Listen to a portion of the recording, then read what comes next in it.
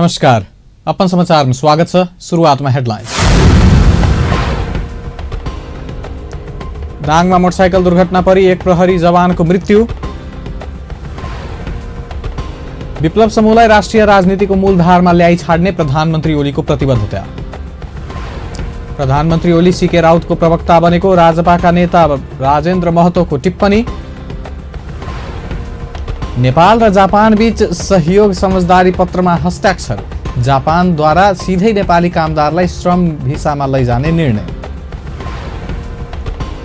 क्षमतावान खेलाडीहरूको स्थायी जीविकोपार्जनको व्यवस्था गर्ने नीति प्रदेश सरकारले लिएको प्रदेश 2 का मुख्यमन्त्रीको भनाई। अब समाचार विस्तारमा। मोटरसाइकल दुर्घटनामा परी प्रहरी जवानको मृत्यु भएको छ। मृत्यु हुनेमा कैलाली जोशीपुरका 30 वर्षीय प्रहरी जवान रामबहादुर चौधरी रहेको इलाका प्रहरी कार्यालय कोहलपुरका प्रमुख प्रहरी नायब उपरीक्षक रमेश बहादुर सिंहले जानकारी दिए। कैलालीबाट दाङतर्फ जाँदै गरेको रात 3 प 2546 नम्बरको मोटरसाइकल आज बिहान पूर्व पश्चिम राजमार्गको राप्ती सोनारी गाउँपालिका स्थित शमशेरगञ्ज नजिक दुर्घटना हुँदा गम्भीर घाइते भएका चौधरीको उपचारका क्रममा नेपालगञ्ज मेडिकल कलेज शिक्षण अस्पताल कोहलपुरमा मृत्यु भएको उनले बताए।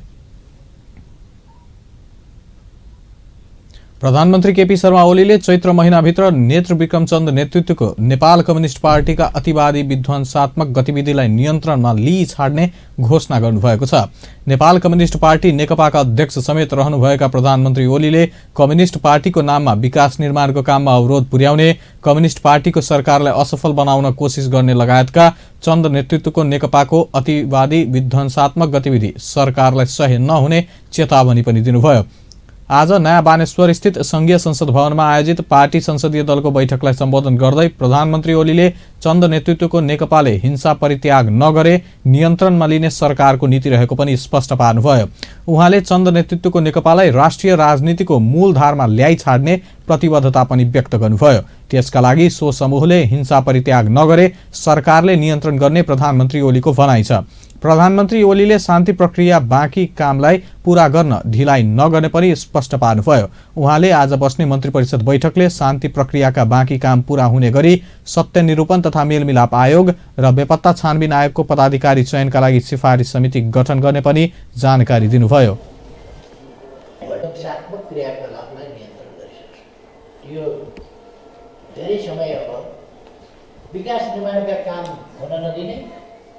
विकास निर्माणलाई अवरोध पार्ने, लोकतन्त्रलाई अवरोध पार्ने, समाजवाद उन्मुख हाम्रा प्रयासहरू, शिक्षाका, स्वास्थ्यका, विकासका तमाम प्रयासहरूलाई अवरोध गर्ने र त्यसमा बाधा व्यवधान पैदा गर्ने र कम्युनिस्ट पार्टीको सरकारलाई असफल पार्ने अनि हँसिया हथौडाकै झन्डा लिने, नाम कम्युनिस्ट पार्टी नै राख्ने, कम्युनिस्ट भनेका यस्तै हुन्छन् भन्ने बनाइदिने, यो कुरा हुन्छ। कम्युनिस्ट पार्टीकै कतिपय मान्छेहरूले कम्युनिस्ट नाम भएको हुनाले लुटेको पनि ठिकै छ त्यस प्रकारका सोचहरू र उनीहरूका सोचाइ मात्रै भइदिएको भए बेग्लै कुरा। तर हामी सहिष्णु र उदार व्यवहार गर्ने, उनीहरूले हत्याको लिस्टमा नेताहरू राखेर अनि मान्छे खटाउने, नेताहरू मार्नका लागि खटाइने का नामका अगाडि क फलानु भनेर खटाउने, क फलानु भनेको कमरेड फलानु, अनि फलानु नेता मार्न खटाउने क फलानु, फलानु नेता मार्न खटाउने क फलानु, यस्ता कहरू, नक्कली कहरू, यो कुरा त्यो छोडिदिन सकिँदैन र हामी नक्कली कको हत्या गर्छौँ। त्यसलाई प्रधानमन्त्री ओलीले पार्टीको सांगठनिक एकीकरणको काम हुँदैन कि भनेर चिन्ता नगर्न पनि पार्टीका नेता कार्यकर्तालाई आग्रह गर्नुभयो। प्रधानमन्त्री ओलीले पार्टी सांगठनहरूको एकीकरणको धेरै काम पूरा भएकोले अब त्यसमा ढिलाइ नहुने पनि बताउनुभयो। प्रमुख प्रतिपक्षी दल नेपाली कांग्रेसले संघीय संसदमा पेश गरिएको राष्ट्रिय सुरक्षा परिषदको काम कर्तव्य र अधिकार सम्बन्धमा व्यवस्था गर्न बनेको विधेयक तत्काल फिर्ता लिन सरकारसँग माग गरेको छ। नेपाली कांग्रेस संसदीय दलको आज सिंहदरबारमा बसेको बैठकले प्रधानमन्त्रीले सेना परिचालन गर्ने प्रावधानसहित ल्याइएको सो विधेयक संविधान प्रतिकूल हुने गरी आएको निष्कर्ष निकाल्दै तत्काल फिर्ता लिन सरकारसँग माग गरेको हो। संविधान प्रतिकूल हुने गरी प्रधानमन्त्री आफैले सेना परिचालन गर्ने प्रावधान सहित आएको सो विधेयक तत्काल फिर्ता लिन सरकारसँग माग गरिएको पार्टीका प्रमुख सचेतक बालकृष्ण खाँडले जानकारी दिनुभयो। सूचनासँग सम्बन्धित सञ्चारलाई निषेध गर्ने खालका धारणाहरू विधेयक मार्फत चाहिँ सरकारले ल्याएको छ केही प्रावधान राखेर त्यसलाई चाहिँ नेपाली कांग्रेसले स्वीकार गर्न सक्दैन र त्यसलाई बदल्नका लागि र त्यस्तो निरङ्कुश खालको चाहिँ विधेयकलाई रोक्नका लागि हामीले अब दबावमूलकै चाहिँ सदनमा गतिविधिहरू अगाडि बढाउनेछौँ। त्यसरी नै यो प्राथमिकतामा रहेका ठुला आयोजनाहरूलाई द्रुत गतिले अगाडि बढाउने नाममा अब अहिले जुन विभाग मन्त्रालयहरूले जिम्मेवारी लिनुपर्ने हो र त्यसलाई अगाडि बढाउनु पर्ने हो र प्रधानमन्त्री कार्यालयमै सबै ठुला आयोजनाहरूलाई केन्द्रीकृत गरेर प्रधानमन्त्री आफैले आफ्नो तजविजको आधारमा चाहिँ ठुल्ठुला परियोजनाहरू चलाउने र त्यसलाई पारदर्शी पनि हुँदैन, त्यसले भ्रष्टाचारलाई पनि बढुवा पनि दिन्छ र काममा त्यसले चाहिँ सहजता पनि ल्याउँदैन र प्रधानमन्त्रीलाई स्वेच्छाचारी अब अधिकार पनि दिन्छ। त्यही कारणले त्यो विधेयकमा पनि हाम्रो गम्भीर आपत्ति छ र त्यस्तै राष्ट्रिय सुरक्षा परिषदको काम कर्तव्य अधिकार सम्बन्धी जुन विधेयक ल्याइएको छ त्यो अहिलेको संविधानको प्रतिकूल छ। अहिलेको संविधानको धारा 266 अब राष्ट्रिय सुरक्षा परिषदको सिफारिसमा नेपाल सरकारको मन्त्री परिषदले निर्णय गरिसकेपछि राष्ट्रपतिद्वारा सेना परिचालनको चाहिँ घोषणा हुनेछ र सेना परिचालित हुनेछ भन्ने जुन प्रावधान छ त्यो प्रावधानलाई बैठकले संघीय संसदमा पेश गरिएको सूचना प्रविधि सम्बन्धमा व्यवस्था गर्न बनेको विधेयक स्वीकार्य नहुने पनि स्पष्ट पारेको छ। प्रमुख सचेतक खाँडले प्रेस स्वतन्त्रता र सूचना प्रविधिमाथि नै अंकुश लगाउने गरी आएको सो विधेयक स्वीकार्य नहुने निर्णय पनि संसदीय दलको बैठकले गरेको बताउनुभयो। त्यसैगरी कांग्रेस संसदीय दलको बैठकले महँगी नियन्त्रण, शान्ति सुरक्षाको प्रत्याभूति, जनसरोकारको विषयमा सरकारलाई जवाफदेही बनाउन दबावमूलक कार्यक्रम सञ्चालन गर्ने निर्णय पनि गरेको छ। अपन समाचारमा अहिलेलाई व्यावसायिक विश्रामपछि प्रधानमन्त्री ओली सीके राउतको प्रवक्ता बनेको राजपाका नेता महतोको टिप्पणी। तामाकोशी जलविद्युत आयोजना समयमै सम्पन्न गर्न ठेकेदारलाई मन्त्री पुणको निर्देशन र नेपाल जापान बीच सहयोग समझदारी पत्रमा हस्ताक्षर, जापानद्वारा सिधै नेपाली कामदारलाई श्रम भिसामा लैजाने निर्णय। विश्रामपछि अब समाचारका बाँकीका प्रसङ्गहरू। राष्ट्रिय जनता पार्टी नेपालका नेता राजेन्द्र महतोले प्रधानमन्त्री केपी शर्मा ओली सीके राउतको प्रवक्ता बनेको टिप्पणी गर्नुभएको छ। नेता महतोले प्रधानमन्त्री ओलीले राष्ट्रिय राजनीतिमा एकपछि अर्को अपरिपक्वता प्रदर्शन गरिरहेको दावी पनि गर्नुभयो। आज काठमाडौँमा आयोजित कार्यक्रममा उहाँले टिकापुर घटनालाई राजनीतिक घटनाको रूपमा बुझिदिन पनि सबैलाई आग्रह गर्नुभयो। नेता महतोले तत्कालीन माओवादी सशस्त्र युद्धलाई जनयुद्ध भन्न मिल्ने तर टिकापुर घटनालाई आपराधिक गतिविधि भन्दै रेशम चौधरी लगायतका राजनीतिक व्यक्तिहरूलाई जन्मकैदको सजाय दिएको उल्लेख गर्दै आपत्ति पनि जनाउनुभयो। त्यसैले ठिकै विषय उठाउनु गर्नुभयो। राष्ट्रिय राजनीतिमा अपरिपक्वता, अब सीके राउतको प्रवक्ता बनिहाले प्रधानमन्त्री, अब के चाहियो यस्तै हो। विखण्डनको के अरे गौर विकरण बीच टिकापुर घटना के देख्नुभयो, यो गडबड भयो। टिकापुर घटना भयो भने त रेशम चौधरीलाई आजीवन कारावास त्यही त भने हो घटना भनेर। तो घटना हो कि आन्दोलन हो? टिकापुर थगवट आन्दोलन हो त्यो। त्यसैले यसमा सुधार गरौँ, मेरो आग्रह।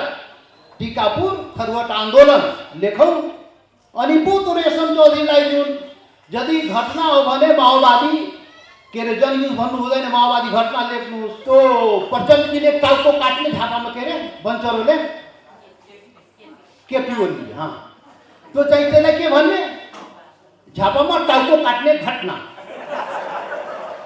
अनि आफू गर्दा चाहिँ क्रान्तिकारी हुने, अरूले गर्दा चाहिँ अपराधी भइहाल्ने। त्यो टिकापुर घटना होइन, टिकापुर थगवट आन्दोलन हो।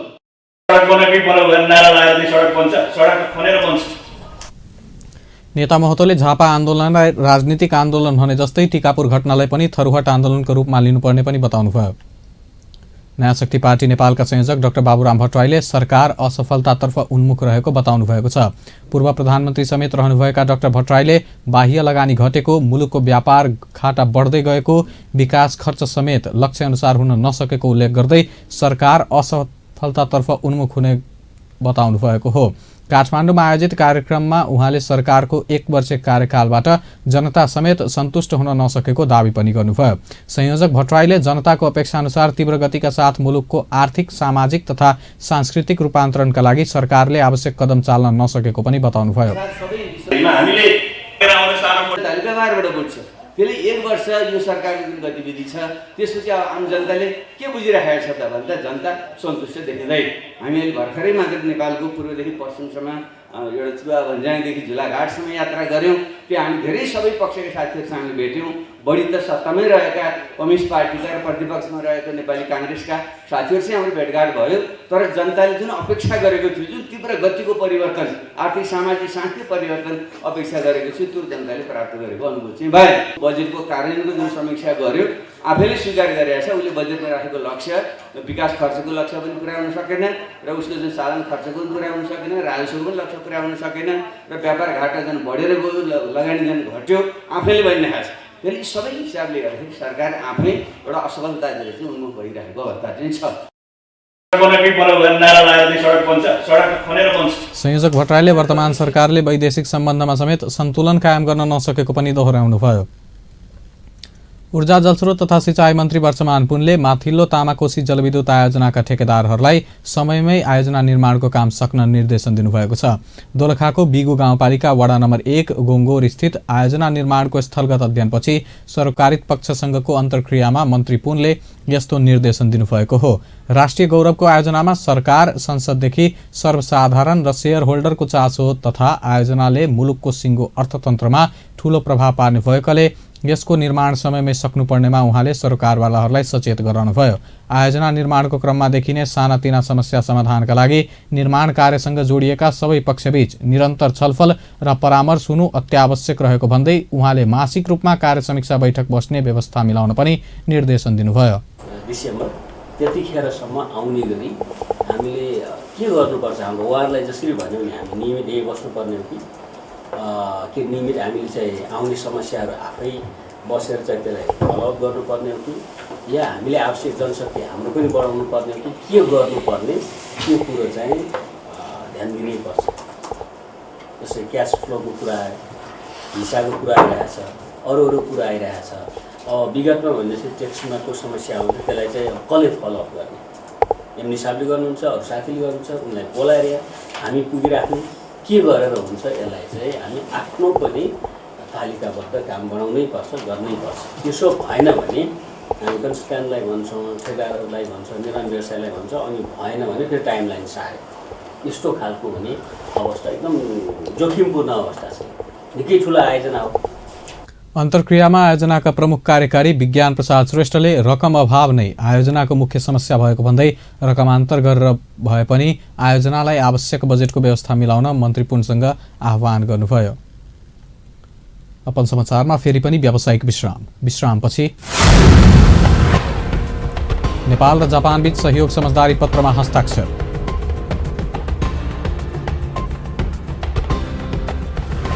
र क्षमतावान खेलाडीहरूको स्थायी जीविकोपार्जनको व्यवस्था मिलाउने प्रदेश 2 का मुख्यमन्त्रीको भनाई। विश्रामपछि समाचारमा फेरि पनि स्वागत छ। अब बाँकीका प्रसङ्गहरू। जापानले नेपाली कामदार लैजाने विषयमा दुई देशबीच सहयोग समझदारी पत्रमा हस्ताक्षर गरेको छ। आज काठमाडौँमा कार्यक्रमका बीच श्रम, रोजगार तथा सामाजिक सुरक्षा मन्त्री गोकर्ण विष्टको उपस्थितिमा श्रम, रोजगार तथा सामाजिक सुरक्षा मन्त्रालयका निमित्त सचिव रामप्रसाद घिमिरे र नेपालका लागि जापानका राजदूत मासामिची साइगोले यो समझदारी पत्रमा हस्ताक्षर गर्नुभएको हो। समझदारी अनुसार जापानले आगामी अप्रिल 1 देखि नेपालसहित 9 वटा देशका दक्ष कामदारलाई लैजाने निर्णय गरेको छ। कार्यक्रममा नेपालका लागि जापानी राजदूत साइगोले दुवै मुलुकको सरकारी निकायले छनौट गरेको नेपाली कामदारलाई लैजाने निर्णय लिएको पनि बताउनु भएको हो।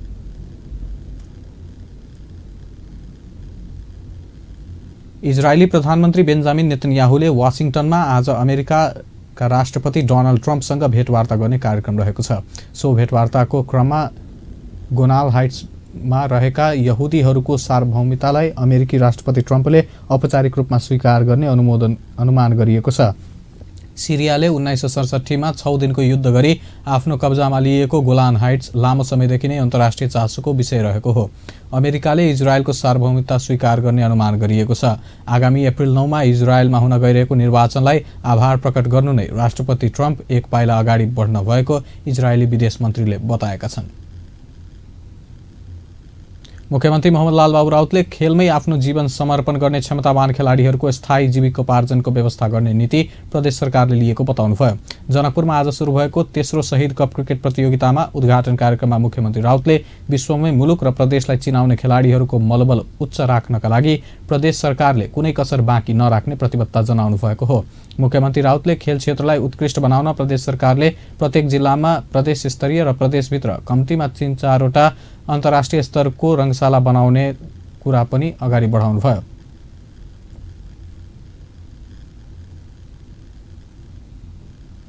भारतमा 12औं संस्करणको आइपिएल क्रिकेटमा आज राजस्थान रोयल्स र किङ्स 11 पन्जाब प्रतिस्पर्धा गर्नेछ। जयपुरमा हुने राजस्थान र पन्जाब बीचको खेल नेपाली समयअनुसार आज राति 8:15बाट सुरु हुनेछ। यी दुवै टोली सुखद सुरुवात गर्ने लक्ष्यसहित मैदानमा उत्रिनेछ। अन्त्यमा हेडलाइन्स पुनः एकपटक। दाङमा मोटरसाइकल दुर्घटना परि प्रहरी जवानको मृत्यु। विप्लव समूहलाई राष्ट्रिय राजनीतिको मूलधारमा ल्याइ छाड्ने प्रधानमन्त्री ओलीको प्रतिबद्धता। प्रधानमन्त्री ओली सीके राउतको प्रवक्ता बनेको राजपाका नेता महतोको टिप्पणी।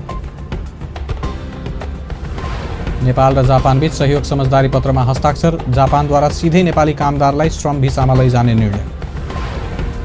र क्षमतावान खेलाडीहरूको स्थायी जीविकोपार्जनको व्यवस्था गर्न नीति प्रदेश सरकारले लिएको प्रदेश 2 का मुख्यमन्त्रीको भनाइ। हस्त अपन न्युजले यति नै। पल पल खबर तेज नजर हेर्दै रहनुहोला अपन टेलिभिजन। नमस्कार।